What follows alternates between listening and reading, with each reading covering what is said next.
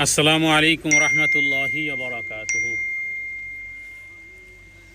আলহামদুলিল্লাহি রব্বিল আলামিন ওয়াসসালাতু ওয়াসসালামু আলা আশরাফিল আম্বিয়া ওয়াল মুরসালিন ওয়া আলা আলিহি ওয়া সাহবিহি আজমাইন ওয়া মান তাবিআহুম বিইহসানিন ইলা ইয়াউমিদ্দিন, আম্মা বাদ। সমস্ত প্রশংসা আল্লাহ সুবহানাহু ওয়া তাআলার জন্যই, বিশ্বজগতের প্রতিপালকের জন্য। দুরুদ ও সালাম বর্ষিত হোক আমাদের নবী মুহাম্মদুর রাসূলুল্লাহ সাল্লাল্লাহু আলাইহি ওয়াসাল্লামের উপরে, তার পরিবারের উপরে এবং তার সকল সাহাবায়ে কেরাম রিদওয়ানুল্লাহি তাআলা আলাইহিম আজমাইনদের উপরে, এবং কিয়ামত পর্যন্ত যারা এই পথ এবং মত, সাহাবায়ে কেরামের আকীদা এবং বিশ্বাস, সাহাবায়ে কেরামের মানহাজ যারা ধারণ করবে, তাদের উপরও অসংখ্য অগণিত রহমত নাজিল হোক। অতঃপর আম্মাবাদ, দুনিয়া এবং আখেরাতের কল্যাণ অর্জনের জন্য সর্বপ্রথম যে বিষয়টি প্রয়োজন সেটি হলো সঠিক ইসলামী আকীদা। আর এই আকীদার জন্যই বলা যেতে পারে রাসূলুল্লাহ সাল্লাল্লাহু আলাইহি ওয়াসাল্লাম মক্কার জীবনে 13টি বৎসর, কারণ মুশরিকদের বাতিল আকীদা ছিল, তাদের পূর্বের বাতিল আকীদা বর্জন করে নির্ভেজাল তাওহীদের আকীদা গ্রহণ করার জন্য 1 বৎসর নয়, 2 বৎসর নয়, 13টি বৎসর অক্লান্ত পরিশ্রম করেছেন মুহাম্মদুর রাসূলুল্লাহ সাল্লাল্লাহু আলাইহি ওয়াসাল্লাম। কারণ আকীদাবিহীন আমলের কোনো মূল্য নেই। আপনার আমার কাছে কি মনে হয় যে মক্কার কাফেররা কি শুধু খারাপ কাজই করত? তারা জামজাম পানি হাজিদেরকে পান করানোর জন্য, কুলিং রাখার জন্য যা কিছু দরকার, মাটির নিচে রাখা হোক, অথবা যেইভাবে করে চতুর্দিকে খেজুর পাতা দিয়ে তারপরে পানি নিক্ষেপ করে একটা পরিবেশ ঠান্ডা রাখা সহ তার মধ্যে মধু মিশ্রিত করে তারপরে হাজিদেরকে পানি পান করাতো। তাহলে পানি পান করানো ইসলামে কত সওয়াব! মানুষ মৃত্যুর পরে সদকায়ে জারিয়া কিয়ামত পর্যন্ত এরা স্টিল বহাল থাকবে, যে আপনি আপনার মা বাবার জন্য অথবা সদকায়ে জারিয়ার মধ্যে অথবা মৃত্যু ব্যক্তিদের জন্য করণীয় যে সমস্ত বিষয়গুলো আছে, সমস্ত ওলামায়ে কেরামগণ এটা একমত যে এর মধ্যে হাদিস দ্বারা প্রমাণিত যে পানি প্রদান করা, পানি পান করানো, এটা কিয়ামত পর্যন্ত এটা বহাল থাকবে। শত সহস্র হাদিস আছে এভাবে। একজন নারী যিনি খারাপ মহিলা ছিল সমাজে, একটা কুকুরকে পানি পান করানোর কারণে আল্লাহ তাআলা তাকে মাফ করেছেন। সাদ বিন ওয়াক্কাস রাদিয়াল্লাহু তাআলা আনহু মা মারা গেছে, নবীজি বললেন যে আমি আমার মায়ের জন্য কিছু করতে চাই। নবীজি বললেন যে পানির ব্যবস্থা করো। কিয়ামত পর্যন্ত এই হাদিস বলবৎ থাকবে। তাহলে মক্কার মুশরিকরা শুধু একটাই বললাম যে পানি পান করাতো, জমজমের পানি ঠান্ডা করে আবার মধুর সাথে মিশ্রিত করে বিভিন্নভাবে এই পরিমাণ খেদমত তারা করতে, এগুলো কি ভালো কাজ নয়? কিন্তু ভালো কাজ, পৃথিবীতে যত ভালো কাজ আছে, সমস্ত ভালো কাজ, যত নেকামল আছে, সমস্ত নেকামল শূন্য হয়ে যাবে যদি আকীদা এবং বিশ্বাস সঠিক না হয়। খুবই গুরুত্বপূর্ণ বিষয়। আমরা ধারাবাহিকভাবে বিষয়গুলো নিয়ে আলোচনা করব ইনশাআল্লাহ। আল্লাহ তাআলার কাছে তৌফিক কামনা করি। আল্লাহ তাআলা যেন আমার জবানে কালিমাতুল হক জারি করেন এবং আপনাদেরকে সত্যিকার অর্থেই ওই আকীদা গ্রহণ করার তৌফিক দান করেন, যেই আকীদা, যেই বিশ্বাস রাখতেন মুহাম্মদুর রাসূলুল্লাহ সাল্লাল্লাহু আলাইহি ওয়াসাল্লাম আল্লাহ তাআলার ব্যাপারে, যেই বিশ্বাস পোষণ করতেন সাহাবায়ে কেরাম রিদওয়ানুল্লাহি তাআলা আলাইহিম আজমাইন নবীর ব্যাপারে এবং আল্লাহ তাআলার ব্যাপারে। আকীদা শব্দের অর্থ বলা যেতে পারে দৃঢ় বিশ্বাস। এমন বিশ্বাস যেটা দোদুল্যমান নয়, যেটা অন্তরে গেঁথে যাবে, এবং যেই বিশ্বাসটা অন্তরে এমনভাবে গ্রথিত, এমনভাবে গেঁথে গেছে যে ব্যাপারে কোনো লা শাক্কা ফিহি ওয়ালা রাইবা ফিহ, যেই ব্যাপারে কোনো সন্দেহ শোভা, কোনো ডাউট থাকবে না, কোনো ডাউট থাকবে না। এই জন্য আকীদা বলা হয়, এটা হলো একজন মুসলিমের বিশ্বাসের foundation of faith. Foundation of faith মানে বিশ্বাসের ভিত্তি। আকীদা একজন মুসলিমের বিশ্বাসের ভিত্তিটা কি? আকীদা গুরুত্বপূর্ণ কেন? আকদুন শব্দের অর্থ মূলত আসলে বন্ধন। আমরা বলি না বিবাহের সময় যে আকদ হয়েছে, মানে কি একটা ছেলে আর একটা মেয়ের মধ্যে এরা একে অপরের অপরিচিত, কিন্তু আকদের মাধ্যমে এমন একটা বন্ধন যে এই বন্ধনের মাধ্যমে এরা স্বামী আর স্ত্রী হয়ে গেছে। তাহলে এই বন্ধনটাকে আমরা কি বলি? বাংলাতেও বলা হয়, উর্দুতেও বলা হয়, আরবিতেও বলা হয়। বাংলাতেও এটা প্রচলিত আছে, লেখা হয় যে আকদনামা। হ্যাঁ, আকদনামা। হ্যাঁ, তাহলে আকদ মানে হলো যে আসলে একটা বন্ধন, বাধা। আরবরা এই উটকে বাধা অথবা কোনো কিছুকে যখন বেঁধে ফেলে, হ্যাঁ, ওটাকে এই শব্দ দ্বারা বোঝানো হয়। শব্দের বহু ব্যবহার আছে। তো এখানে আকদ শব্দের অর্থ হলো যে এটা একজন ব্যক্তির হৃদয়ে যেটা বেঁধে দেয়। বিশ্বাস এমন বিষয়, এমন কনসেপ্ট যা হৃদয়ে অন্তরে গেঁথে দেয়, বেঁধে দেয়, বন্ধন করে দেয়, লাগিয়ে দেয়। এভাবে করে যত শব্দ বলা যেতে পারে। তাহলে সমস্ত আমলের ভিত্তি হলো আকীদা। আকীদা যদি সঠিক না হয়, তাহলে আপনার সালাত, আপনার সিয়াম, আপনার হজ, আপনার উমরা, আপনার কোরআন তেলাওয়াত, আপনার দান, আপনার সাদাকা, আপনার যাবতীয় যে আমলে সালেহ হিসেবে যেগুলো কোরআন সুন্নাহ দ্বারা প্রমাণিত, এগুলো সব অকেজো হয়ে যায়। কারণ সূরা জুমারের মধ্যে আল্লাহ বলেছেন, যদি তুমি শিরিক করো তাহলে তোমার সমস্ত আমল বিনষ্ট হয়ে যাবে। তাহলে নাজাত পেতে হলে, মুক্তি পেতে হলে নির্ভর করে আকীদার উপরে। কিয়ামতের দিন প্রথম প্রশ্ন হবে ঈমান সম্পর্কে। যার আকীদা ঠিক, সেই শেষ পর্যন্ত জান্নাতে যাবে। সুতরাং আমরা বলি যে আমাদের রবকে আমরা কার ইবাদত করব, কার কাছে দোয়া করব, বা কবরে যে সমস্ত প্রশ্নগুলো করাবে, সব কিছুর প্রশ্নের সঠিক অ্যান্সার যে আকীদা যদি সঠিক হয়ে যায়, তাহলে এগুলো অ্যান্সার এক্স্যাক্টলি বরাবর পাওয়া যাবে। এর মাধ্যমে আমরা শিরক এবং বেদাত থেকে বাঁচতে পারবো। কারণ ভুল আকীদা থাকলে মানুষ অজান্তেই শিরক এবং বেদাতে পড়ে যাবে। সঠিক আকীদা আপনাকে সঠিক সরল পথে, ইহদিনাস সিরাতাল মুস্তাকিমের পথে রাখবে। হ্যাঁ, যখন মানুষ জানবে যে সব কিছু আল্লাহর তাকদীর অনুযায়ী হচ্ছে, তখন দুঃখ, ভয়, হতাশা ইত্যাদি তার কাছে কোনো চান্স পাবে না। জীবনে ডিপ্রেশন কী জিনিস, ডিপ্রেশন তাকে গ্রাস করতে পারবে না, কারণ সঠিক আকীদা আছে। আকীদা কী কী বিষয় আছে, সে বিষয়গুলো সামনে আমরা ইনশাআল্লাহ চুলসেরা বিশ্লেষণ করার ইচ্ছা পোষণ করি। আল্লাহ তাআলা যেন আমাদেরকে তৌফিক এনায়েত করেন এবং এখান থেকে সত্যিকার অর্থে তাজদীদে ইমানের এমন আপডেট, যেই আপডেট সাহাবায়ে কেরাম রিদওয়ানুল্লাহি তাআলা আলাইহিম আজমাইন ছিল, এবং তাদের ওই ইমানের আপডেটের কারণে তাদের উপরে কথা এসেছে রাদিয়াল্লাহু আনহুম ওয়া রাদু আনহু। আল্লাহ তাআলা তাদের প্রতি সন্তুষ্ট হয়ে গেছেন, তারাও আল্লাহর প্রতি সন্তুষ্ট। আচ্ছা, আকীদা যদি না জানি তাহলে কি ক্ষতি হতে পারে? আকীদা যদি না জানি, মানুষ অজান্তেই, আপনি সওয়াবের কাজ মনে করতেছেন।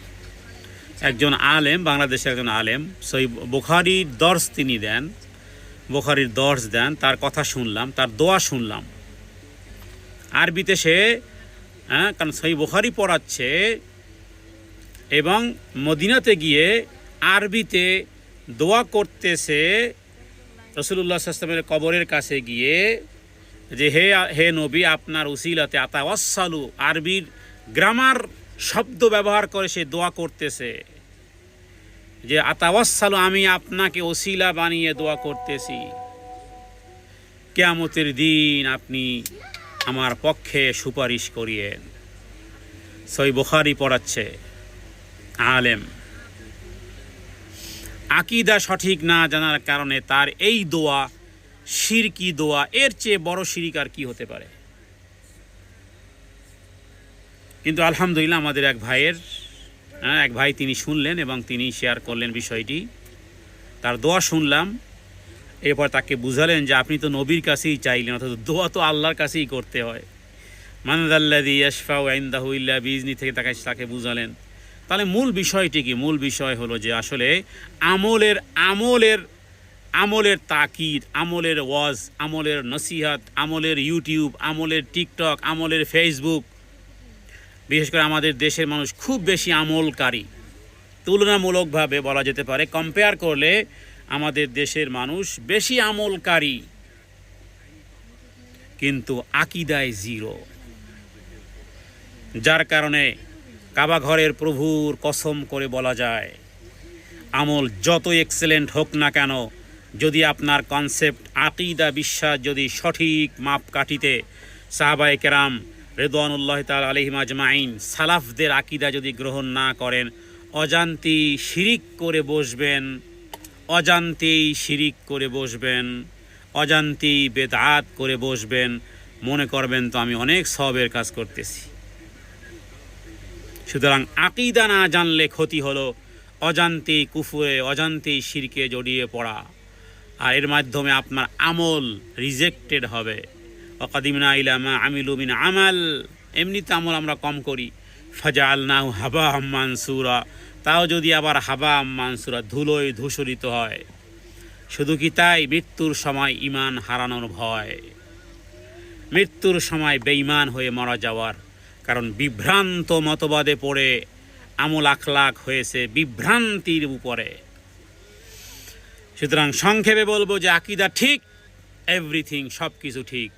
আকীদা ভুল, সব কিছুতে ভুল। ফাউন্ডেশনে ভুল, গোটা বিল্ডিং যেই কোনো সময় যতই সুন্দর সুষমা করে, যতই উন্নত মানের ফিটিং দিয়ে, যতই সুন্দর করে সাজিয়ে, যতই ব্যবস্থা রাখেন না কেন, ফাউন্ডেশন ভুল, বিল্ডিংও ঠিক ঝুঁকিতে আছে। আর ফাউন্ডেশন যদি মজবুত হয়ে থাকে, একজন মুসলিমের বিশ্বাসের ভিত্তি, ফাউন্ডেশন অফ ফেইথ হলো যেই বিষয়টি, সেটি হলো আকীদা, যে বিষয়ে আমরা আজকের এই প্রথম আলোচনা শুরু করেছি। ইনশাআল্লাহ সামনের দিনগুলোতেও এ বিষয়ে আমরা আলোচনা করার চেষ্টা করব ইনশাআল্লাহ। সুতরাং একদিন আমরা কবরে শুয়ে থাকব, কোনো ধরনের টাকা, কোনো ধরনের সম্পর্ক, কোনো ধরনের পরিচয় কোনো কাজে আসবে না। রবকে, আমার রব্বুক, আমার দীনুক, আমার নবিয়ুক, এ সব কিছুর অ্যান্সার দিতে পারবো সত্যিকার অর্থে যদি আকীদা শিখতে পারি। আকীদা বিষয়টি খুব মৌলিক, এটা ঠিক না থাকলে পুরো দিন দুর্বল হয়ে যায়। তাহলে আকীদা দৃঢ় বিশ্বাস, যেই বিশ্বাস মানুষের অন্তরে প্রপারলি, পোক্তভাবে গেঁথে যায়, তাহলে সেই আকীদাই দরকার। যদি একটা বিল্ডিংয়ের ফাউন্ডেশন দুর্বল হয়, যতই সুন্দর বানানো হোক না কেন, সেটা ভেঙে পড়বে টুডে টুমরো। ঠিক তেমনি আকীদা হলো দ্বীনের ফাউন্ডেশন। আকীদা যদি ঠিকঠাক হয়, তাহলে আমল কবুল হওয়ার শর্ত হয়, আমল কবুল হয়। মান আমিলা সালিহাম মিন যাকারিন আও উনসা ওয়া হুয়া মুমিন ফালানুহয়িয়ান্নাহু হায়াতান তাইয়্যিবা ওয়া লানাজজিয়ান্নাহুম আজরাহুম বিআহসানি মা কানু ইয়ামালুন। এটা কাদের জন্য? আমল তো অনেকেই আমরা মোটামুটি করতে পারি, কিন্তু আমল তো শূন্য, পিছনে এক যদি না থাকে, শূন্যের কোনো মূল্য নেই। পিছনে হলো আকীদা, সঠিক আকীদা, ঈমান ছাড়া আমল গ্রহণযোগ্য হবে না। সৌদি আরবের ওলামাদের মধ্যে শীর্ষস্থানীয় ওলামায়ে কেরামগণ, শেখ সালেহ আল ওসাইমিন, শেখ সালেহ আল ফাউজান, তারপরে আব্দুল্লাহ ইবনে বাজ আল্লাহ ইয়ারহামহু, তাদের সবার একটা কথায় যে আমলের কারণে জান্নাত জাহান্নাম হবে না, বরং আকীদার কারণে জান্নাত জাহান্নাম নির্ধারণ হবে। আমলের কারণে জান্নাত জাহান্নাম নির্ধারণ হয় না, বরং আকীদার কারণে জান্নাত জাহান্নাম নির্ধারণ হবে। আকীদার কারণে হয় আমরা জান্নাতে যাব, না হয় জাহান্নামে যাব। সুতরাং যাদের আকীদা ঠিক তাদের উত্তরও ঠিক, তাদের অ্যান্সারও ঠিক, অঙ্কের সূত্র ঠিক, অঙ্কের অ্যান্সারও ঠিক। তাহলে কবরে যে প্রশ্ন কর তোমার রবকে, তোমার দিন কি, তোমার নাবিকে, এটার অ্যান্সার এক্স্যাক্টলি সঠিক হবে যাদের আকীদা ঠিক, তাদের উত্তরও সঠিক। আর সবচেয়ে বড় বিষয় হলো যে যেহেতু রাসূলুল্লাহ সাল্লাল্লাহু আলাইহি ওয়াসাল্লাম উল্লেখ করেছেন আমার উম্মতের মধ্যে ৭৩টি দল হবে, বনী ইসরাঈলা ৭২ দলে ছিল, আমার উম্মত ৭৩টি 73 ফেরকা। ফেরকা মানে কি? ফেরকা মানে দল। ফেরকা কোনো কিন্তু গালি না, আমরা বলি না ফেরকা ফেরকা, এই ফেরকা সেই ফেরকা, আমরাও তো একটা ফেরকা। ফেরকা মানে হলো দল। হ্যাঁ, ফেরকায়ে নাজিয়াহ, ফেরকায়ে নাজিয়া শব্দের অর্থ হলো মুক্তিপ্রাপ্ত দল। তাহলে কথাটা তো খারাপ নয়, ফেরকা গালিও নয়, নাজিয়াও কোনো এমন কোনো বেদাতি কোনো শব্দ নয়। তাহলে সবাই ফেরকায়ে নাজিয়া দাবি করে। ফেরকায়ে নাজিয়া মানে মুক্তিপ্রাপ্ত দল, সবাই মুক্তিপ্রাপ্ত দাবি করে। কিন্তু দেখবেন যে প্রত্যেকে কারো না কোনো ব্যক্তির অনুসরণ করে এবং ব্যক্তি নামে তারা পরিচিত। আমি যদি এই কথাটা বুঝাতে পারি, আমি মনে হয় অনেক কথা আপনাদেরকে বুঝাতে পারবো। আবারও কথাটা বলি যে ফেরকায়ে নাজিয়া একটা শব্দ আমরা নির্ধারণ করলাম, এটা আরবি একটা শব্দ। ফেরকা মানে দল, নাজিয়া মানে মুক্তিপ্রাপ্ত দল। আচ্ছা, শব্দটা কোত্থেকে আসলো? আসছে নবীজির একটা হাদিস থেকে। নবীজি বলেছেন ওয়াতাফতারিকু উম্মতি আলা 73 মিল্লাতান কুল্লুহুম ফিন্নার ইল্লা মিল্লাতান ওয়াহিদা ক্বালু আমান হিয়া ইয়া রাসূলুল্লাহ ক্বাল মা আনা আলাইহি ওয়া আসহাবি। নবীজি বলেন আমার উম্মত ৭৩টি ফিরকায় বিভক্ত হবে। ফিরকা মানে কি? দল। আরবিতে ফেরকা, ফেরকাতুন মানে দল।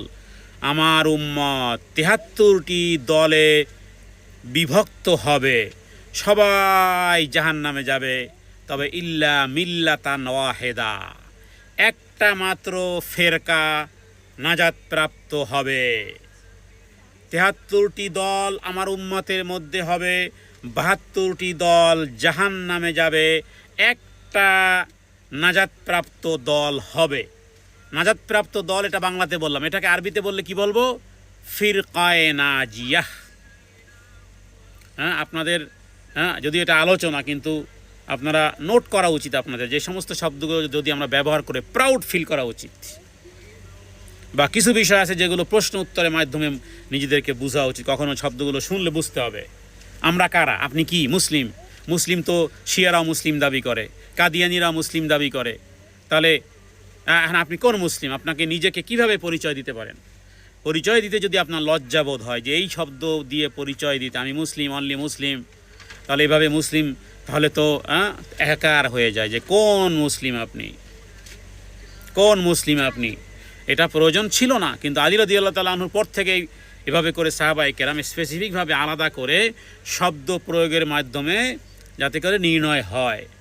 আপনার 4টা সন্তান, আপনি যদি বলেন সন্তান, তাহলে এর দ্বারা কি বোঝা যায় সন্তান আলাদা আলাদা নাম রাখেন কেন? তো এই কারণে নবীজি বলেছেন ৭২টি ফেরকা জাহান্নামে যাবে। তার মানে ওগুলো বিভ্রান্ত দল, বিভ্রান্ত ফেরকা। ফেরকা, ফেরকা দলালা। আর একটা ফেরকা হলো ফেরকায়ে নাজিয়া। মানে নবীজি বলতেছেন যে একটা ফেরকায়ে নাজিয়া মানে একটা দল নাজাত প্রাপ্ত হবে। সাহাবায়ে কেরাম যখন শুনলেন যে একটা দল মানে একটা ফেরকায়ে নাজিয়া, নাজিয়া মানে মুক্তিপ্রাপ্ত, ফেরকায়ে নাজিয়া, এতগুলো দলের মধ্য থেকে ৭৩টা দলের মধ্য থেকে একটা ফেরকায়ে নাজিয়া মানে একটাই মুক্তিপ্রাপ্ত দল। সাহাবায়ে কেরাম তখন বললেন ক্বালু আমান হিয়া ইয়া রাসূলুল্লাহ, হে আল্লাহ রাসূল ওই দলটাকে। তখন নবীজি বললেন ফেরকায়ে নাজিয়া কারা জানো? মা আনা আলাইহি ওয়া আসহাবি, এটাই হলো ফেরকায়ে নাজিয়া। মা আনা আলাইহি ওয়া আসহাবি, আমি এবং আমার সাহাবায়ে কেরামের যে দল, যেই ফেরকা, আমি এবং আমার সাহাবায়ে কেরামের যেই ফেরকা, এই ফেরকাটাই হলো ফেরকায়ে নাজিয়া, ওটাই হলো ফেরকায়ে নাজিয়া। তাহলে ফেরকায়ে নাজিয়া নবীজি চলে গেছেন, সাহাবায়ে কেরাম চলে গেছেন, এরপরে এখনও কি ওটা বাকি আছে? নবীও নাই, সাহাবায়ে কেরামও নেই, তাহলে ওই ফেরকাও তো শেষ। এরকম প্রশ্ন আসতে পারে না? এরপর প্রশ্ন আসতে পারে যে ঠিক আছে নবীজি একটা দলের কথা বলেছে, তো ওই দলের তো কেউ নেই, নবীও নেই, সাহাবিও নেই, না, ওই দল থাকবে কিয়ামত পর্যন্ত। এবার আসুন হাদিস, হাদিস তো সহিহ বুখারী, নবীজি বলতেছেন ওয়ালা তাযালু তাইফাতুম মিন উম্মতি আলাল হক যাহিরিনা লা ইয়াদুররুহুম মান খাযালাহুম হাত্তা ইয়াতি আমরুল্লাহি আযজা ওয়া জাল্লা। ফেরকা, ফেরকা মানে কি বলেছি? দল। ফেরকায়ে নাজি, ফেরকা হলো ওই জামাত যারা দুনিয়া এবং আখেরাতের ধ্বংস কল্যাণ থেকে রেহাই পাবে। তাদের বৈশিষ্ট্য সম্পর্কে সহিহ বুখারীতে হাদিস নম্বর 3641।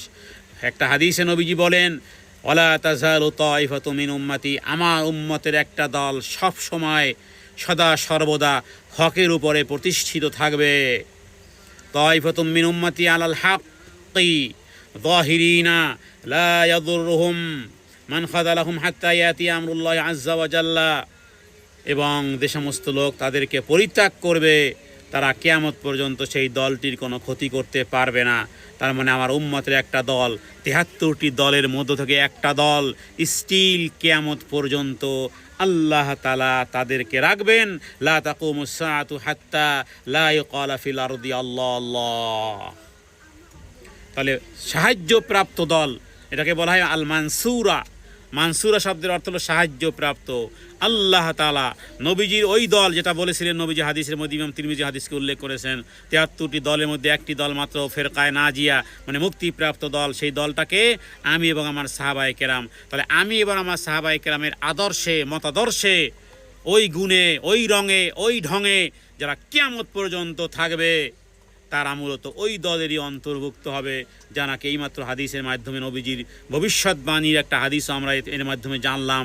নবীজি বলেছেন কিয়ামত পর্যন্ত আমার উম্মতে একটা দল সঠিক থাকবে। এখন প্রশ্ন হলো যে ওই দলটা তো সবাই দাবি করে, এখন কি হবে? এখন কি হবে? হ্যাঁ, তাহলে কিয়ামত পর্যন্ত যেহেতু থাকবে, এখন নাজাতপ্রাপ্ত দল হিসেবে তো পৃথিবীর আমার জানা মতে আদাতি, বেদাতি, কুদাতি, অথবা যেই ব্যক্তি অন্ধ পূজারি বলেন, পীর পূজা বলেন, মাজার পূজা বলেন, কোনো আলেমের পূজা বলেন, কোনো ব্যক্তির, কোনো নেতার, কোনো ব্যক্তি, সবাই মূলত নিজেদেরকে ফেরকায়ে নাজিয়া, মুক্তিপ্রাপ্ত দল মনে করে। সবাই তো মনে করে। এখন কি হবে? এটার সমাধান কিভাবে হবে? এটার সমাধান এভাবে হতে পারে, দেখুন, মানুষ যখন কোনো ব্যক্তির অনুসরণ করে তখন তাদের দলের নামও ওই রকমের হয়, কোনো ব্যক্তির নাম। দুঃখিত যদি কেউ এখানে কোনো বোন থেকে থাকেন ভুল বুঝার, আমি তো উদাহরণ দেওয়ার জন্য, কারণ আমার ব্যাপারে আমাদের এই দিন ফর সিস্টার গ্রুপে বিচারও দেওয়া হয়েছে যে আমি নাকি বেদাতি, আমি নাকি হানাফিদেরকে গালাগালি করি। নাউজুবিল্লাহ মিন যালিক। ইমাম আবু হানিফা আলাইহির রহমা আমাদের মাথার মুকুট, ইমাম শাফিঈ মাথার মুকুট, 4 ইমামগণ আমাদের মাথার মুকুট। কিন্তু আপনি যেইভাবে করে অন্ধ অনুসরণ করেন, আমি তো ওইভাবে অন্ধ অনুসরণ করি না, যার কারণে মাযহাবের কিছু বিষয় আমরা অনেক সময় আলোচনার মধ্যে নিয়ে আসি যে অন্ধবিশ্বাস, ব্লাইন্ড ফলোয়িং করে আপনি আপনার দ্বীনকে কেন হারাবেন? ইমাম আবু হানিফা হানাফি মাযহাব অনুসরণ করেন, ওকে আহলান ওয়া সাহলান, আসল হানাফি হন। আসল হানাফি ছিলেন ইমাম আবু হানিফা আলাইহির রহমা। তিনি বলেছেন, এবং সমস্ত ইমামদের একটা কথা, কেউ এটাকে অস্বীকার করতে পারে না, সেটা হলো যে যখন ইদা সাহহাল হাদিস ফাহুয়া মাযহাবি, তাদের সকলের কথা যখন সঠিক হাদিস পাওয়া যাবে সেটাই আমাদের অভিমত। তা আপনি অন্ধ অনুসরণ কেন করেন? আপনি বেহেশতি জওহরের শুধু কানজুদ দাকায়েক, কুদুরির, এরপরে ফতোয়া শামির, ফতোয়া আলমগীরির একচেটিয়া কিতাবের অনুসরণ করেন, অথচ কোরআন সুন্নাহর সাথে অনেক জায়গায় ভায়োলেশন আছে। প্রত্যেকের দাবি করে। আমরা দাবি করব যে আমাদের ইমাম হলেন মুহাম্মদুর রাসূলুল্লাহ সাল্লাল্লাহু আলাইহি ওয়াসাল্লাম, যেটাকে আমরা এইভাবে বলি, যদি এই শব্দটা সবাই অনেকে বলে, সেটা হলো আহলে সুন্নাহ ওয়াল জামাআহ। আহলে সুন্নাহ ওয়াল জামাআহ, যদিও এই কথাটা সবাই এখন ভাগাভাগি করে নিয়ে গেছে, কিন্তু তারপরও বলা যেতে পারে যে এই বাক্যটির এই কি বলে, আপনার অনেক ব্যক্তি আছেন যে তারা মূলত ওই ব্যক্তিদেরকে, যেমন উদাহরণ দিয়ে বলি তাহলে আরও বিষয়টি স্পষ্ট হবে। বেদাতিরা তাদের বেদাতের দিকে সম্বন্ধ যেমন সুন্নতের দিকে নয়, বরং যেমন কাদরিয়া, নামের শেষে আছে কাদরিয়া, আছে মুরজিয়া। তাহলে প্রত্যেকের যে ইমাম আছে, ইমামের দিকে নির্দিষ্ট করে। আচ্ছা, আমরা যে হানাফি দাবি করি, ইমাম আবু হানিফা কি দাবি করতেন? তিনি নিজেকে কি দাবি করতেন? তিনি কি বলতেন যে আমি হানাফি? ইমাম শাফিঈ কি দাবি করতেন আমি শাফিঈ? আরে এরা তো তাদের নাম, তাদের উপনাম, তো তারা তো দাবি করেনি, তা আপনি কেন এভাবে দাবি করেন? হ্যাঁ, আমরা চার ইমামের কথোপকথনকে আকরাবু ইলা সুন্নাহ যেটা হবে সেটা গ্রহণ করব। বাকি তারা আমাদের মাথার তাজ, মাথার মুকুট বলা যেতে পারে সম্মানের উপমা দিতে গিয়ে। হ্যাঁ, কিন্তু তারাই যেটা বলেছেন, তারাই বলেছেন যে আমরা যেখান থেকে দলিল গ্রহণ করেছি তোমরাও সেইখান থেকে দলিল গ্রহণ করো। কারণ আমরা সকালে একটা বিষয় বলি, বিকেলে আর একটা বিষয় বলি, কারণ দলিলের মাধ্যমে আমরা ঘুরি।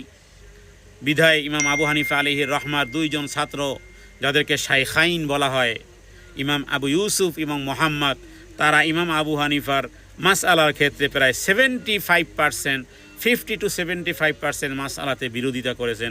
এই বিরোধিতা আসলে পারমিশন পেয়েছেন তারা, এটা অথরিটি পেয়েছেন, হ্যাঁ, এটা পাওয়ার অফ অ্যাটর্নি পেয়েছেন, বিধায় তারা করেছেন। কারণ পাওয়ার অফ অ্যাটর্নি এটাই ছিল, আর এটাই আসলে মূলত পাওয়ার আল্লাহ রাসূলের পক্ষ থেকে, যেটা ইমাম আবু হানিফা বলেছেন ইদা সাহহাল হাদিস ফাহুয়া মাযহাবি, সঠিক হাদিস পেলে সেটাই আমাদের মাযহাব, সেটাই আমাদের অভিমত। তাহলে ঘুরে ফিরে আসুন একই কথা, প্রত্যেক ব্যক্তি তার ইমামের নামের সাথে উল্লেখ করে। হ্যাঁ, যেই লোকের অনুসরণ করে সে ওইভাবে করে নিজেকে পরিচয় দেয়। আর আমরা পরিচয় দেব, প্রথম পরিচয় দেব আমরা আহলুস সুন্নাহ ওয়াল জামাআহ। আহলে সুন্নাহ ওয়াল জামাআহ কথাটা অনেকের কাছে মনে হতে পারে নূতন। আসলে আহলে সুন্নাত ওয়াল জামাআতের শব্দের অর্থ হলো যে যারা নাজাতপ্রাপ্ত ফিরকার লোকেরা হচ্ছে আহলে সুন্নাত ওয়াল জামাআত। মানে আহলে সুন্নাত ওয়াল জামাআত বলা হয় ওই সমস্ত ব্যক্তিকে যারা, খুব ভালো করে শুনুন, আহলে সুন্নাত ওয়াল জামাআত কে? এবার আপনি এই নাম গ্রহণ করতে পারেন কি পারেন না, বিষয়টি যদিও একটা ব্যাপক বিষয় নিয়ে আমরা আলোচনা শুরু করেছি, তবে বুঝার মন মানসিকতা দরকার এটা, এই কারণে, তা না হলে আপনি কোনটাকে আসলটাকে নকলটাকে আসল বানিয়ে ফেলবে। এতটুকু বিষয় তো জানার দরকার যে আমার পরিচয় কি। ন্যাশনালিটি, আমি আমার একটা দেশের ন্যাশনালিটি পেয়েছি, মা বাবার পক্ষ থেকে একটা নাম পেয়েছি, যেই নামটা পাসপোর্টে আছে, সাথে সাথে কোরআন এবং সুন্নাহর দৃষ্টিতে আসলে আমি কোন জামাআতভুক্ত, আমি প্রথমত বলবো আমরা আহলে সুন্নাত ওয়াল জামাআত। কারণ আহলে সুন্নাত ওয়াল জামাআত বলা হয় ওই সমস্ত ব্যক্তিদেরকে বলা হয় যারা রাসূলুল্লাহ সাল্লাল্লাহু আলাইহি ওয়াসাল্লাম এবং সাহাবায়ে কেরাম রিদওয়ানুল্লাহি তাআলা আলাইহিম আজমাইনদের পথের অনুসারী। হ্যাঁ, তারা প্রকাশ্যে এবং অপ্রকাশ্যে রাসূলুল্লাহ সাল্লাল্লাহু আলাইহি ওয়াসাল্লামের সুন্নাত অনুসরণ করে। এই কারণে তাদেরকে আহলে সুন্নাত বা আহলে সুন্নাত ওয়াল জামাআ, অথবা এটাকে আহলুল হাদিসও বলা হয়। হ্যাঁ, আপনারা তর্কের জন্য নয়, যদি থাকে তো প্রশ্ন উত্তর আমরা নেব, আপনাদের সমস্ত ক্রিটিক্যাল কোনো বিষয় যদি থাকে প্রশ্ন উত্তর নেব। কিন্তু আগে যা বলার চেষ্টা করি, হয় পড়াশোনা করবেন অথবা ইলমি জবাব দিবেন। ভুল ভ্রান্তির দিকে নিয়ে আমি নিজের আখিরাতকে নষ্ট করতে চাই না। আমি সালাফদের আকিদা, সালাফ কারা?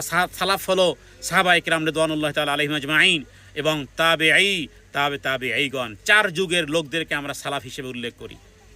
কারণ নবীজি বলেছেন খায়রুল কুরুনি করনি সুম্মাল্লাযীনা ইয়ালুনাহুম সুম্মাল্লাযীনা ইয়ালুনাহুম সুম্মাল্লাযীনা ইয়ালুনাহুম, আমার যুগ শ্রেষ্ঠ যুগ, এরপরের যুগ, এরপরের যুগ, এরপরের যুগ। তাহলে সাহাবায়ে কেরাম নবীজির যুগ, সাহাবায়ে কেরামের যুগ, তাবেঈর যুগ, তাবেঈর যুগ, ব্যাস 30 বৎসর পর্যন্ত সময়কাল। 30 বৎসর নবীর নবুয়তি জীবন 23, আর এরপরে আরও ছিল খোলাফায়ে রাশিদিনের 30 বৎসর। 30 আর 23, 40, 50, 53 বৎসর হলো ইসলামের দায়েরা। ওখানে ওদেরকে আমরা সালফে সালিহিন বলি আমরা। হ্যাঁ, তাহলে তারা যারা আল্লাহ এবং যারা রাসূলুল্লাহ সাল্লাল্লাহু আলাইহি ওয়াসাল্লাম এবং সাহাবায়ে কেরামের মতের পথের অনুসারী, প্রকাশ্যে এবং অপ্রকাশ্যে সুন্নাতে অনুসরণ করে, তারাই মূলত আহলে সুন্নাত ওয়াল জামাআহ। আহল মানে কি? আহল মানে ওয়ালা, আহল মানে দলভুক্ত, আহল মানে পরিবার। সুন্নাহ বলা হয় যেই পথের উপরে ছিলেন স্বয়ং মুহাম্মদ রাসূলুল্লাহ সাল্লাল্লাহু আলাইহি সাল্লাম। তার মানে সুন্নাহ মানে রাসূলুল্লাহ সাল্লাল্লাহু আলাইহি সাল্লামের কথা, কাজ, মৌন সমর্থন ইত্যাদিকে সুন্নাহ বলা হয়। আর জামা মানে ওই ঐক্যবদ্ধ দলকে বোঝানো হয়। ওই জামাত দ্বারা ওই উদ্দেশ্য, এখানে জামাত দ্বারা জামাত ইসলামী না, কিন্তু জামাত দ্বারা কোনো পীরের মুরিদ উদ্দেশ্য না। জামাত দ্বারা কেউ এখানে জামাত দ্বারা উদ্দেশ্য হলো যারা আল্লাহর কিতাব এবং রাসূলুল্লাহ সাল্লাল্লাহু আলাইহি ওয়াসাল্লামের সুন্নাহ দ্বারা একেবারে সঠিক বিশুদ্ধ হাদিস দ্বারা সুসাব্যস্ত এবং প্রমাণিত হকের উপরে প্রতিষ্ঠিত থাকে, তারা হলো সাহাবায়ে কেরাম। এবং যারা উত্তমভাবে সাহাবীদেরকে অনুসরণ করেছেন, কিয়ামত পর্যন্ত যারা থাকবে, হোক না তাদের সংখ্যা কম, তবু তারা মূলত জামাআতের অন্তর্ভুক্ত। এই জন্য আব্দুল্লাহ ইবনে মাসউদ রাদিয়াল্লাহু তাআলা আনহু তিনি বলতেন, যারা সত্যের অনুসরণ করে তারাই হচ্ছে জামাআত।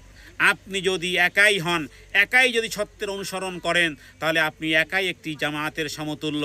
যখন আপনি ব্যতীত হকের অনুসারী অন্য কোনো লোক থাকবে না, তখন আপনি only one, alone, you are alone, you alone, ই অ্যালোন, তুমি একাই জামাআতের অন্তর্ভুক্ত হবে। এই হলো জামাআত, এই হলো জামাআহ।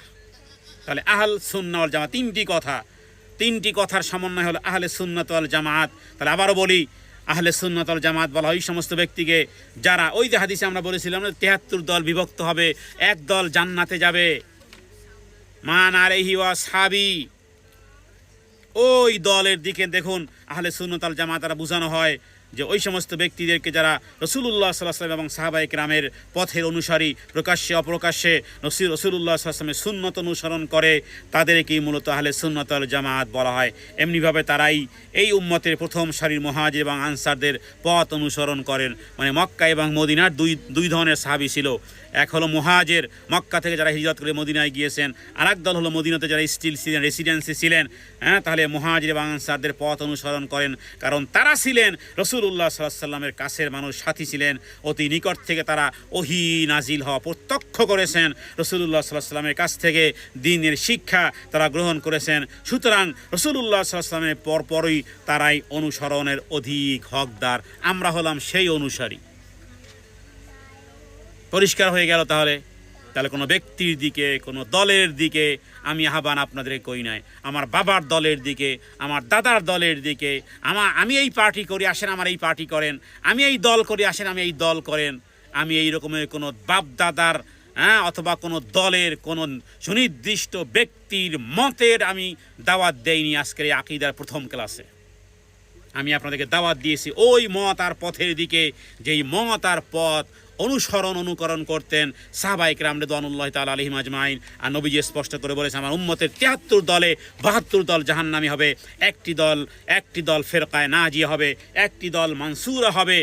সেটা হলো মা আনা আলাইহি ওয়া আসহাবি, আমি এবং আমার সাহাবায়ে কেরাম যেই দল, যেই মত, যেই পথ, যেই অনুসরণ, যেই অনুকরণ, যেই সুন্নাহ, যেই রীতি, যেই নীতি, যেই পন্থা, যেই পদ্ধতি আমরা অবলম্বন করি, সেই মত আর পথের উপরে কিয়ামতের আগ মুহূর্ত পর্যন্ত যারাই থাকবে তারাই মূলত নাজাতপ্রাপ্ত দল। আমরা ওই নাজাতপ্রাপ্ত দলের অন্তর্ভুক্ত। সুতরাং কোনো ব্যক্তির অন্ধবিশ্বাস, কোনো ব্যক্তির অন্ধ অনুসারী, এমনকি কোনো শায়েখের অন্ধ পূজারী, একজন শায়েখকে আপনি একেবারে জীবনের অন্ধের মতো মেনে নিয়েছেন যে উনি যা বলবে আর কোনো কথাই নেই, আপনি বিভ্রান্তির মধ্যে আছেন।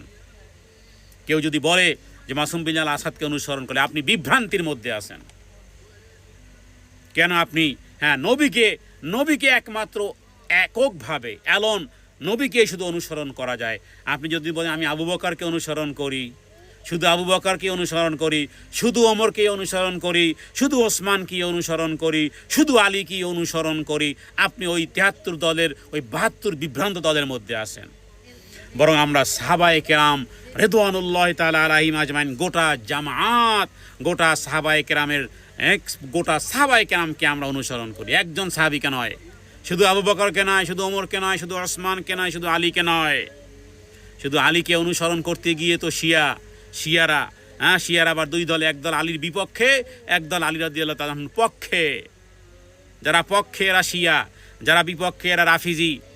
তারপর আরও বিভিন্ন গোত্রে, বিভিন্ন দলে, বিভিন্ন নামে তারা আছে।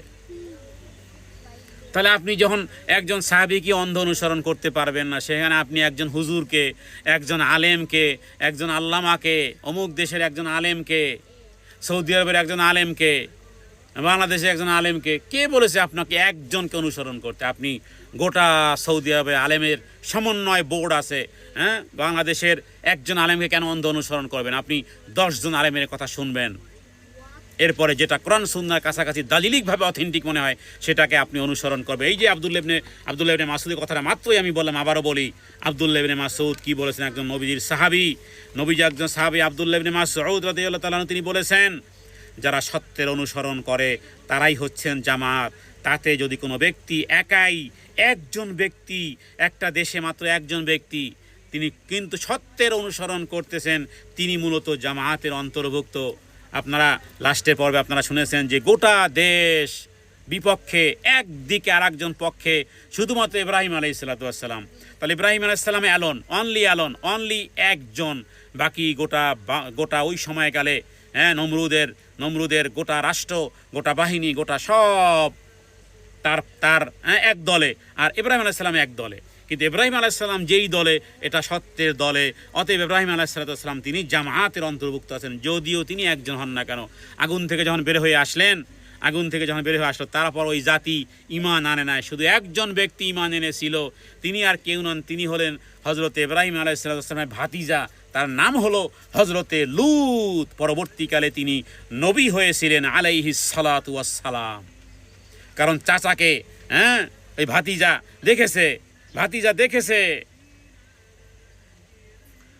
দেখেছে যে আমার চাচাকে উলঙ্গ করে 1 মাস ধরে এই আগুন জ্বালানো, এই অগ্নিকুণ্ডের মধ্যে, কাছেও যেহেতু নিক্ষেপ করা যায় না, অনেক দূর থেকে ওই চাক্কা জাতীয় বিষয়গুলোর মধ্যে ইব্রাহিমকে বেঁধে দিয়েছে, উপর থেকে ছেড়ে দিয়েছে, যাতে করে নিক্ষেপিত হয়। কারণ ধারে কাছে ওই আগুনে ফেলবে কে? আগুনে ফেলতে হলে তো কাছে আসতে হবে। যেই আগুনের উপর দিয়ে কোনো পাখি গেলেও পাখি ভস্মীভূত হয়ে যেত। তো চোখের সামনে চাচাকে এইভাবে করে দেখেছে। এরপরে যখন আবার উলনা ইয়া নারু কুনি বারদান ওয়া সালামান আলা ইব্রাহিম বলা হয়েছে, হযরত ইব্রাহিম আলাইহিস সালাম একেবারে সুন্দরভাবে আগের মতন, হ্যাঁ, তিনি আগুন থেকে ফেরত এসেছেন।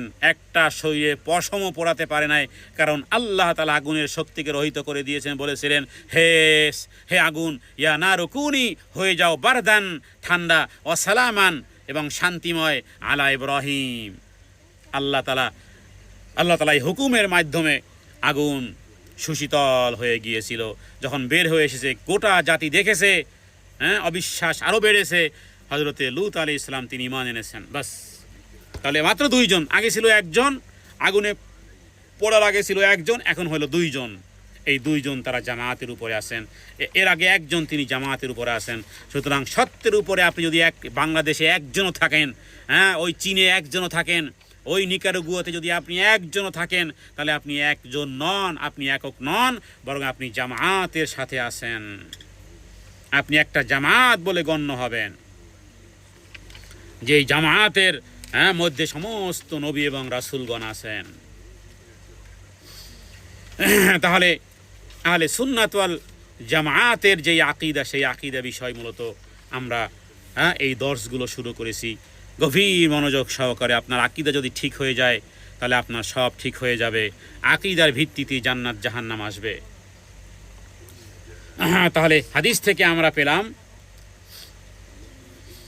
যে এই আকীদা মানে যেই বিষয়ের সাথে মানুষ তার অন্তরের বন্ধন তৈরি করে, সেটাকেই বলা হয় আকীদা। তাহলে আকীদা কাকে বলা হয়? আকীদা বলা হয় যেই কনসেপ্টের উপরে, যেই বিষয়ের উপরে, যেই বিশ্বাসের সাথে অন্তরের বন্ধন তৈরি হয়, এটাকে আকীদা বলা হয়। আর আকদ বলা হয় স্বামী এবং স্ত্রীর পিছনে একজন নারী আর একজন পুরুষের মধ্যে সুন্নাহ মোতাবেক, কোরআন সুন্নাহ মোতাবেক হালাল অনুযায়ী একটা বন্ধন তৈরি করে দেওয়া হয়। ওটাই হলো আকদ। হ্যাঁ, বিবাহের আকদ মানে বন্ধন দেওয়া, গিরা দেওয়া। বাংলাতে বলা যায় আকীদা মানে কি? গিরা দেওয়া, গিট্টু দেওয়া। তাহলে যে বিষয়ের সাথে মানুষ তার অন্তরে বন্ধন তৈরি করে, সেটাকে আকীদা বলা হয়। যেমন বলা হয় আলাইহিল কলবু ওয়াদ দমির, আমি এই বিশ্বাসের উপরে অন্তরকে, মনকে বেঁধে দিয়েছি। আরবদের কথা ছিল এরকমের যে, যখন কোনো কিছুকে রশি দিয়ে বাঁধা হয়, আকদুল হাবালে ইদা রবাতাহু, তার মানে সে তাকে রশি দিয়ে বেঁধে রাখলো। তো এটা ওই সময় বলা হয় যখন কোনো জিনিসকে রশি দিয়ে বেঁধে রাখা হয়, তাহলে এই শব্দটি অন্তরের বিশ্বাস এবং সুদৃঢ় সংকল্পের জন্যই ব্যবহার করা হয়। এটাই হলো আকদুন, আকিদাহ। তাহলে সাহাবায়ে কেরাম কোন আকিদা পোষণ করতেন সে বিষয়টি আমরা মূলত এখান থেকে জানবো, যাতে করে ওই ৭৩ দলের মধ্য থেকে ৭২ দলের অন্তর্ভুক্ত না হয়, সঠিক ওই আকিদা বিশ্বাসে যেন থাকতে পারি যাদের কথা রাসূলুল্লাহ সাল্লাল্লাহু আলাইহি ওয়াসাল্লাম বলেছেন যে একটি দল মাত্র জান্নাতে, সেটা হলো আমি এবং আমার সাহাবায়ে কেরাম। আর যেহেতু এখন নবীও নেই, সাহাবীও নেই, অতএব আরেকটি হাদিসের মাধ্যমে আমরা স্পষ্ট করেছি নবীজি বলেছেন আমার উম্মতের একটি দল সবসময় হকের উপরে প্রতিষ্ঠিত থাকবে। যে সমস্ত লোক তাদেরকে পরিত্যাগ করবে তারা কিয়ামত পর্যন্ত সেই দলটির কোনো ক্ষতি করতে পারবে না, এবং তার মানে কিয়ামত পর্যন্ত তাদের বিরোধীদের উপরে আল্লাহর সাহায্য মদত পেয়ে তারা শক্তিশালী থাকবে। এখানে কিয়ামত পর্যন্ত কথার অর্থ হচ্ছে কিয়ামতের আগে একটা বাতাস, হাদিসে পাওয়া যায় কিয়ামতের আগে একটা বাতাস বইবে, বাতাস। সেই বাতাস প্রত্যেক মুমিন ব্যক্তির রুহ কবজ করে ফেলবে। কিয়ামতের আগে পৃথিবীতে একটা বাতাস আসবে, বাতাস, যেই বাতাসের মাধ্যমে আল্লাহ তাআলা মুমিনদেরকে জান কবজ করে ফেলবেন। হ্যাঁ, তার মানে সেই বাতাস আসার সময় উদ্দেশ্য, আর এই বাতাসই হবে সেই সময়ের মুমিনদের জন্য কিয়ামত। হ্যাঁ, এবং কিয়ামতের দিন দুনিয়ার জীবনের পরিসমাপ্তি ঘটবে, কেবল নিকৃষ্টতম লোকরাই বাকি থাকবে। মুমিন আগেই মরে গেছে, এখন যারা আছে সব বেঈমান। হ্যাঁ, নবীজি হাদিসের মধ্যে বলেছেন লা তাকুমুস সাআ, কিয়ামত ততক্ষণ পর্যন্ত হবে না হাত্তা লা ইউকালু ফিল আরদিল্লাহ আল্লাহ, যতদিন পৃথিবীতে সঠিক আকীদা বিশ্বাস লোক একটাও বাকি থাকবে কিয়ামত ততক্ষণ পর্যন্ত হবে না। তবে আল্লাহ যখন চাইবেন তখন আর একটা লোকও বাকি রাখবেন না। কাদেরকে? ইমানদারদেরকে। লোক বাকি থাকবে আরো, কিয়ামত হবে না, ইমানদারদের উপরে কিয়ামত হবে না।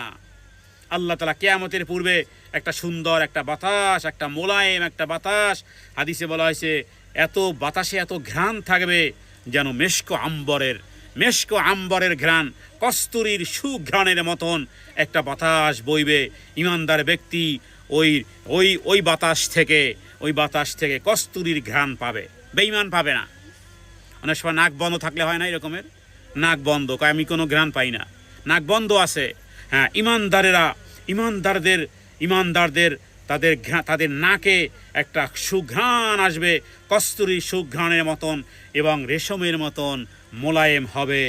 সেদিন যার অন্তরে সরিষার দানা পরিমাণ ঈমান থাকবে সেও এই বাতাসের কারণে মৃত্যুবরণ করবে। এরপরে বাকি থাকবে বেঈমানের বাচ্চা বেঈমানেরা, কেবল খারাপ লোকেরাই বেঁচে থাকবে। দেন এই সমস্ত খারাপ লোকদের উপরই আসমান জমিন ভেঙ্গে পড়বে, তার মানে কিয়ামত হবে। সহিহ মুসলিমের হাদিস। সুতরাং সম্মানিত উপস্থিতি, আজকের প্রারম্ভ যেহেতু, আল্লাহ তাআলার কাছে আমরা প্রার্থনা করি, হে আল্লাহ, নাজাত প্রাপ্ত দল ফেরকায়ে নাজিয়া যাদের কথা উল্লেখ করেছেন, হে আল্লাহ আপনার নবী ওই ফেরকায়ে নাজিয়ার মধ্যে আপনি অন্তর্ভুক্ত রাখেন। হাদিসের মধ্যে যাদের কথা উল্লেখ করা হয়েছে লা তাজালু তাইফাতুম মিন উম্মতি আলাল হাক্কি যাহিরিনা লা ইয়াদুররুহুম মান খাযালাহুম হাত্তা ইয়াতিয়া আমরুল্লাহি আযজা ওয়া জাল্লা, হে আল্লাহ ওই হাদিসের অন্তর্ভুক্ত করেন। হে আল্লাহ মানসুরা দলের সাহায্য, মানসুরা দলের অন্তর্ভুক্ত করেন, ফেরকায়ে নাজিয়ার অন্তর্ভুক্ত করেন, আমাদেরকে এক্স্যাক্টলি আহলে সুন্নাত ওয়াল জামাআতের অন্তর্ভুক্ত করে দেন, যারা ব্যক্তি জীবনে প্রকাশ্যে এবং অপ্রকাশ্যে রাসূলুল্লাহ সাল্লাল্লাহু আলাইহি ওয়াসাল্লাম এবং সাহাবায়ে কেরামের পথের অনুসারী, অনুকরণকারী, সেই আহলে সুন্নাত ওয়াল জামাআতের অন্তর্ভুক্ত করে দেন। এবং যাদেরকে আহলুল হাদিসও বলা হয়, কারণ আহাল মানে অনুসরণকারী বা ওয়ালা। আর হাদিস শব্দ, কোরআনকেও হাদিস বলা হয়, হাদিসকেও হাদিস বলা হয়। হাদিস মানে কথাবার্তা, হাদিস মানে কথোপকথন। যেমন এই যে আমি কথা বলতেছি, এটাকে মাসুম বিল্লাহর হাদিস বলা যায়। আপনি যখন কথা বলবেন আপনার হাদিস, কিন্তু শরীয়তের পরিভাষায় হাদিস হলো রাসূলুল্লাহ সাল্লাল্লাহু আলাইহি ওয়াসাল্লামের কথা, কাজ এবং মৌন সম্মতিকে হাদিস বলে। আর কোরআনুল কারীমেও আল্লাহ তাআলা বলে আল্লাহু নাজ্জালা আহসানাল হাদিস। কোরআনকে অস্বীকার করতে পারবেন আপনি? কোরআনকে কোরআনকে যে হাদিস বলা হয়, আল্লাহ বহু জায়গাতে বলে ফাবি আইয়ি হাদিসিম বাদাহু ইউমিনুন। হ্যাঁ, অনেক জায়গাতে আছে যে আল্লাহ কোরআনকে যে হাদিস বলেছেন। হাদিস এটা কার হাদিস? এটা আল্লাহর হাদিস। হাদিস এছাড়া নবীজির কথাকে বলা হয় নবীজির হাদিস। আল্লাহর কালামকে বলা হয় এটা আল্লাহর হাদিস। আল্লাহ নাজিল করেছেন হাদিস, তাহলে কি নাজিল করেছেন? কোরআন। আল্লাহু নাজ্জালা আহসানাল হাদিস। তাহলে হাদিস মানে কি? আহলুল হাদিস বলতে বর্তমান সময় আমরা দেখি যে আহলুল খবিস বলা হয়। মানুষ গালি দিতে দিতে আপনি জানেন, এখনো না জেনে করেছেন, আল্লাহর কাছে ক্ষমা চান। আজকের জানলেন। আপনি যদি আহলুল হাদিসদেরকে আহলুল খবিস বলেন, তাহলে আপনি জানো নাউযুবিল্লাহ ওয়া নাউযুবিল্লাহ, আউযুবিল্লাহ ওয়া নাউযুবিল্লাহ, আপনি জানো কোরআন এবং হাদিসকে খবিস বলেছেন। নাউযুবিল্লাহ মিন যালিক। আপনার ঈমান আছে? পুরুষ হলে তো বউ তালাক হয়ে গেছে, মহিলা যদি হয়ে থাকে তাহলে তো ঈমান গেছে। আপনি কাদেরকে আহলুল খবিস বলতেছেন? যারা এক্স্যাক্টলি কোরআন এবং সুন্নাহর অনুসরণকারী, তাদেরকে আপনি আহলুল খবিস বলতেছেন। তাহলে এখানে খবিস দ্বারা তো তাহলে তারা যেহেতু কোরআনুল কারীম এবং কোরআনুল কারীম যার তার মতো নয়, ওই যে কুলাউযু রব্বিন নাসে মালিকিন নাসে ইলাহিন নাসে অর্থ করতেছে, কয় আল্লাহ নাসে, ফেরেশতা নাসে, মালিক নাসে, আমি নাসলে কি দোষ? ওদের ভণ্ডদের ব্যাখ্যা নাই, সাহাবায়ে কেরামের ব্যাখ্যা যারা গ্রহণ করে। আমরা এই কথা বুকে হাত দিয়ে হাজারবার বলতে পারি, আমরা কোরআনের তর্জমা গ্রহণ করি। সাহাবায়ে কেরাম যেই মতে, যেই পথে, যেইভাবে করে সাহাবায়ে কেরাম যেই আয়াত থেকে যেইভাবে বুঝেছেন, সেইভাবে বুঝার আকীদা বিশ্বাস আমরা গ্রহণ করেছি। সাহাবায়ে কেরাম রিদওয়ানুল্লাহি তাআলা আলাইহিম আজমাইন, এটা এমন নয় যে কোরআন হাদিস আমার বাবার সম্পত্তি, বাস আমি আমার মতন করে যেইভাবে করে, বাবার টাকা পয়সা আমার পকেটে আছে, আমি যা খুশি তাই করি না। কোরআন সুন্নাহ যা খুশি, যেমন খুশি তেমন অর্থ করলে মানি না আমরা। বাস আমরা মানি কোরআনুল কারীমের ব্যাখ্যা সাহাবায়ে কেরাম রাসূলুল্লাহ সাল্লাল্লাহু আলাইহি ওয়াসাল্লাম যেইভাবে করেছেন, যে আয়াত থেকে যে আমল বের করেছেন, হাদিস থেকে সাহাবায়ে কেরাম যেইভাবে বুঝেছেন, সেই মত আর সেই পথ হলো আমাদের মত এবং পথ। একেবারে পরিষ্কার স্পষ্ট কথা, কোনো ব্যক্তির, কোনো দলের অন্ধ অনুসরণকারী আমরা নই। সব ডিজিটাল হয়, সব তাজদিদ হয়, সব আপডেট হয়, সব ভার্সন নূতন আপডেটে অলঙ্কিত হয়। তো আমাদের ইমানের আপডেট কি সেই পুরনো আমাদের আপডেট? না, এটা হলো একেবারে নূতন আপডেট। নূতন আপডেট না, এই আপডেট হাদিস থেকে আপনারা শুনেছেন, রাসূলুল্লাহ সাল্লাল্লাহু আলাইহি ওয়াসাল্লাম থেকে শুরু করে কিয়ামত পর্যন্ত এই আপডেটওয়ালা লোক পৃথিবীতে থাকবে, কেউ তাদের ক্ষতি করতে পারবে না। এখন আপনি কোন দলে, সেটা হলো সেই প্রশ্ন। আপ টু ইউ, আপনাকে সেই কোশ্চেন রইল যে আপনি কোন দলের, আপনি কোন নামে আপনি পরিচিত হন। আমি তো এই নামে পরিচিত হই, আমার আকীদা এবং বিশ্বাস তো এটা। সুতরাং কোরআন থেকে দলিল দিলেই চোখ বুঝে মেনে নেই না আমরা। আবারও বলি, কোরআন থেকে কেউ দলিল দিলেই আমরা চোখ বন্ধ করে সেই কোরআনের দলিলকে আমরা মেনে নেই না। বরং যতক্ষণ পর্যন্ত ওই আয়াত থেকে সাহাবায়ে কেরাম যা বুঝেছেন, যা রিয়েলাইজ করেছেন, সেই বুঝ যতক্ষণ পর্যন্ত আমাদের কাছে স্পষ্ট না হয়, ততক্ষণ পর্যন্ত কোরআনের দলিল দিলেই অন্ধের মতো তার কথা অনুসরণ করি না। হাদিস থেকে একটা ভুলভাল বুঝালি আমরা মেনে নেই না, যতক্ষণ পর্যন্ত সাহাবায়ে কেরাম রিদওয়ানুল্লাহি তাআলা আলাইহিম আজমাইন ওই হাদিস থেকে ওই বুঝ, ওই সমঝ তারা গ্রহণ করেছেন কিনা, যতক্ষণ পর্যন্ত স্পষ্ট না হয়, ততক্ষণ পর্যন্ত ওই হাদিসের দলিল পেয়েই আমরা দৌড় দেই না। তাহলে বিষয়টি স্পষ্ট হয়ে গেল। এটা হলো আমাদের মূলনীতি। সুতরাং এটাই হলো মূল বিশ্বাস, এটাই হলো এই আকীদা, এই শক্ত বন্ধন, এই দৃঢ়, এই গিরা বা গিট্ঠু, এই বন্ধনই আমরা আমাদের হৃদয়ে পুষে রেখেছি, যা নাকি হাদিসের মাধ্যমে রাসূলুল্লাহ সাল্লাল্লাহু আলাইহি ওয়াসাল্লাম এর মাধ্যমে কী হবে, আলাদা হয়ে যাবে। যে এখন এই যে লাস্টে আমি 2-4-5 মিনিটে কথা বলেছি, এখনই আপনারা হয়তোবা কেউ আমাকে স্টাম্পিং করে ফেলেছেন, আমার কপালে হয়তোবা কেউ স্টাম্পিং দিয়ে ফেলেছেন যে আচ্ছা বুঝেছি, তাহলে উনি আমার দলের নয়। যদি আপনি কোনো দলের অনুসরণ করে থাকেন,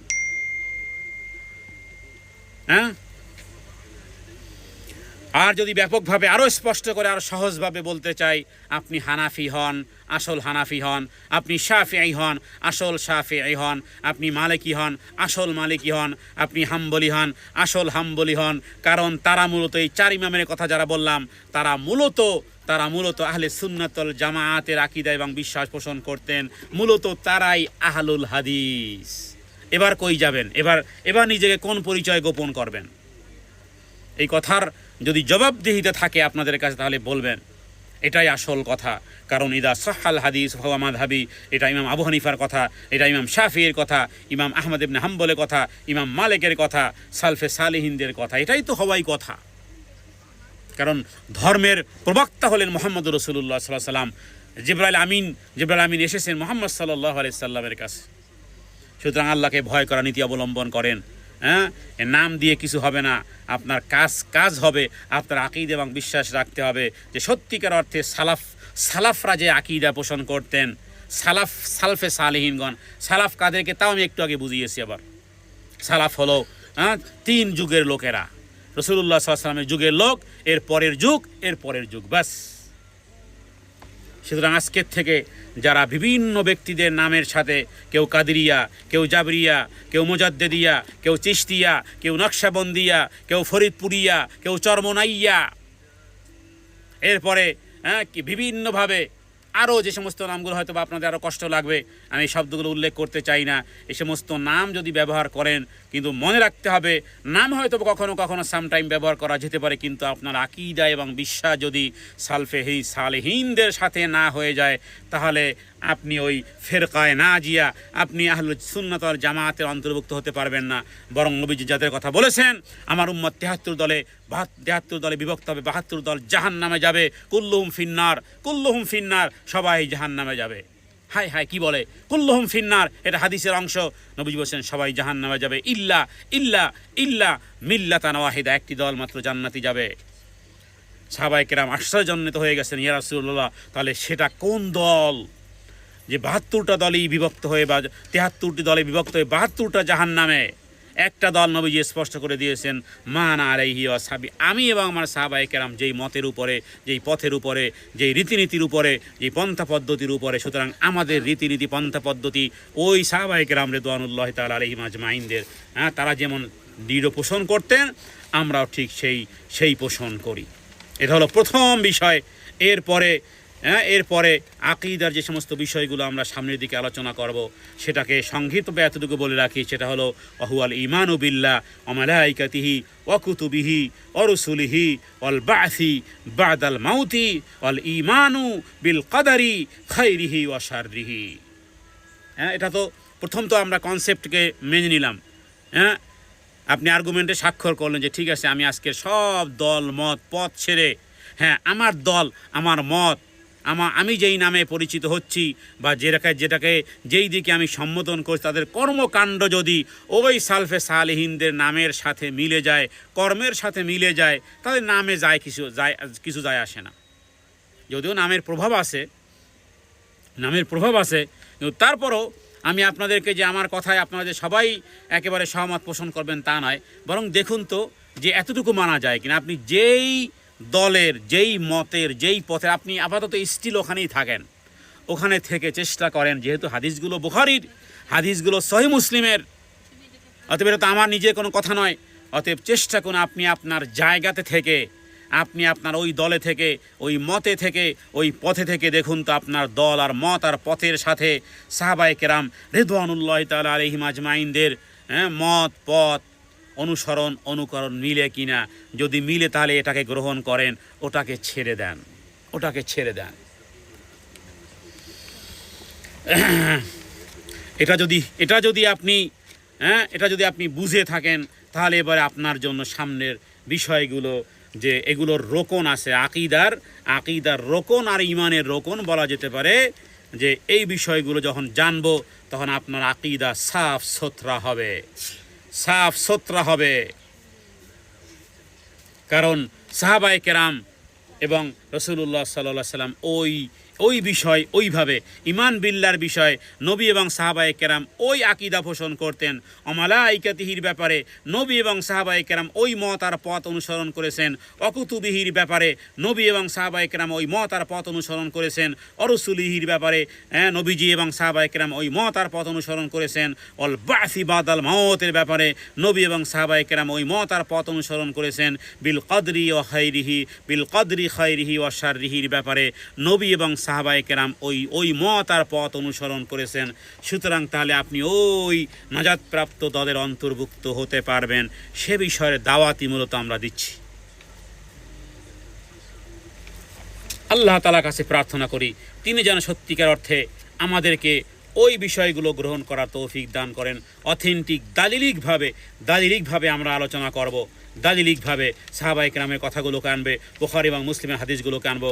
কোনো ব্যাঙের কেচ্ছা, সাপের কেচ্ছা আর এরপরে কোনো ধরনের কেচ্ছা কাহিনী, গল্প গুজব বানোয়াট আমরা ইনশাআল্লাহ উল্লেখ করব না।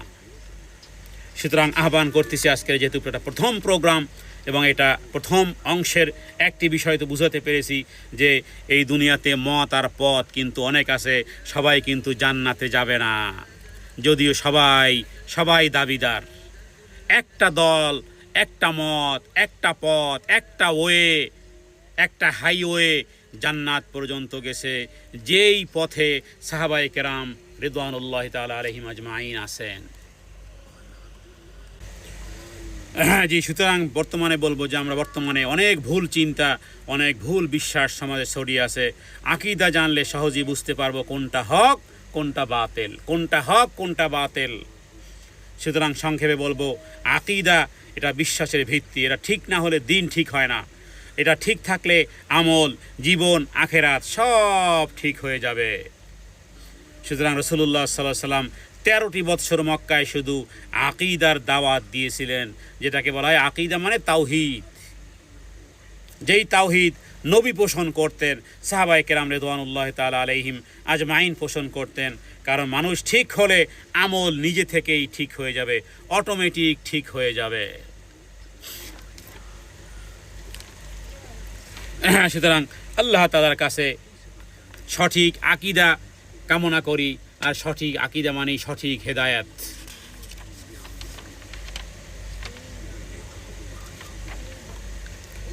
সুতরাং আমরা এই ক্ষেত্রে বিশেষ করে আমরা শারহুল আকীদা আল ওয়াসাতিয়া যেটি লিখেছেন শেখ ইসলাম আহমদ বিন আব্দুল হালিম বিন আব্দুস সালাম বিন তাইমিয়াহ, তার কিতাবটাকে আমরা সামনে রাখবো ইনশাআল্লাহ। এই কিতাবের আলোকে এই আরবি এই কিতাবটি আদ-দাক্তুর সালিহ বিল ফাওজান বিন আব্দুল্লাহ ফাওজান, যিনি এটার সংরক্ষণ করেছেন সৌদি আরবের একজন বড় আলেম, এবং মাকতাবুল ওয়াহিদা ইসলামিয়া থেকে এই কিতাবটি প্রকাশিত হয়েছে।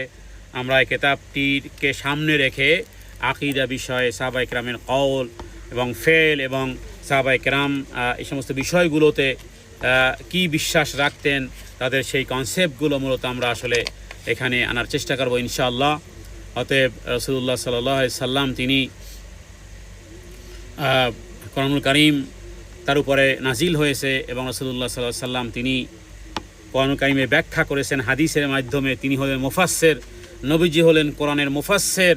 সুতরাং নবীজি যেই ব্যাখ্যা দিয়েছেন, যতটুকু দিয়েছেন, দাড়ি কমা সহ আমরা ওই বিষয়ের উপরে আমরা ঈমান রাখবো। এবং নবী রাসূলদের মূল দাওয়াতের বিষয় ছিল আকীদার সংশোধন। তারা সর্বপ্রথম যে বিষয়ে আহ্বান জানাতেন তা হলো এককভাবে আল্লাহর ইবাদত করা এবং অন্য সব বস্তুর ইবাদত বর্জন করা। মক্কাতে একটানা 13টি বৎসর নবীজি অবস্থান করেছেন, তার মানে আকীদা সংশোধনের কাজে সর্বাত্মক প্রাণান্তকর প্রচেষ্টা রাসূলুল্লাহ সাল্লাল্লাহু আলাইহি ওয়াসাল্লাম চালিয়েছেন। সুতরাং আমরা সেই বিষয়গুলো নিয়ে সামনের দিনগুলোতে আলোচনা করব এবং শারহুল আকীদা আত-তাহাউইয়া এই কিতাবটিকে সামনে রেখে আমরা সামনের দিনগুলোতে আলোচনা করার চেষ্টা করব ইনশাআল্লাহ বিইজনিল্লাহ। আমা তাওফীকি ইল্লা বিল্লাহ।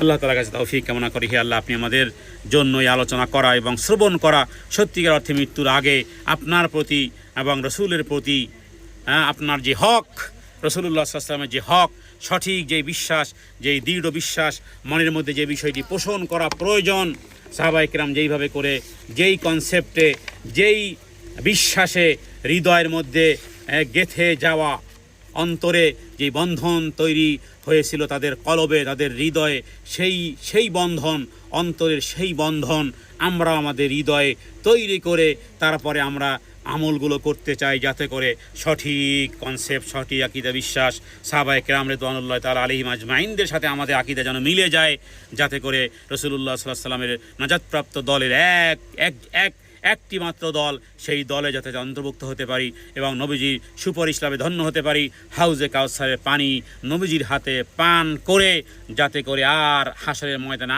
আর পানির তৃষ্ণা লাগবে না। তবে বেদাতীদেরকে নবীজি বলবেন, সহকান সহকান, দূর হয়ে যাও, দূর হয়ে যাও। বেদাত করলেই দূরভীত হতে হবে। সুতরাং সঠিক বিশ্বাস এটা আমলের চেয়ে আকীদা সবার আগে বেশি প্রয়োজন।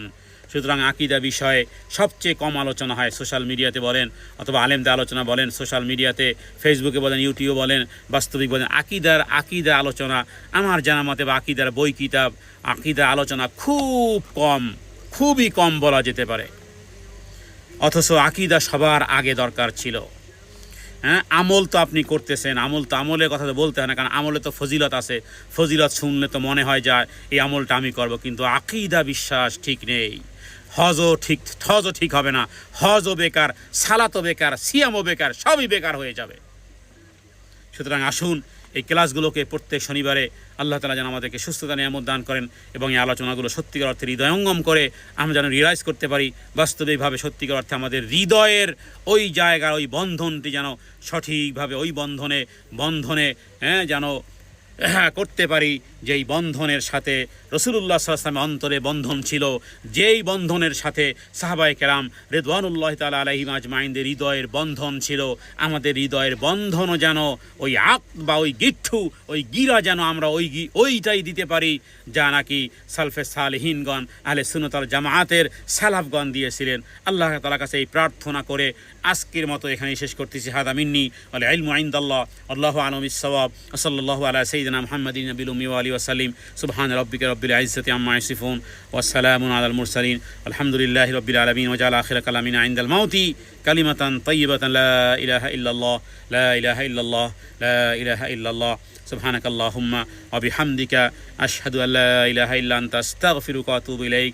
আসসালামু আলাইকুম ওয়া রাহমাতুল্লাহি ওয়া বারাকাতুহু।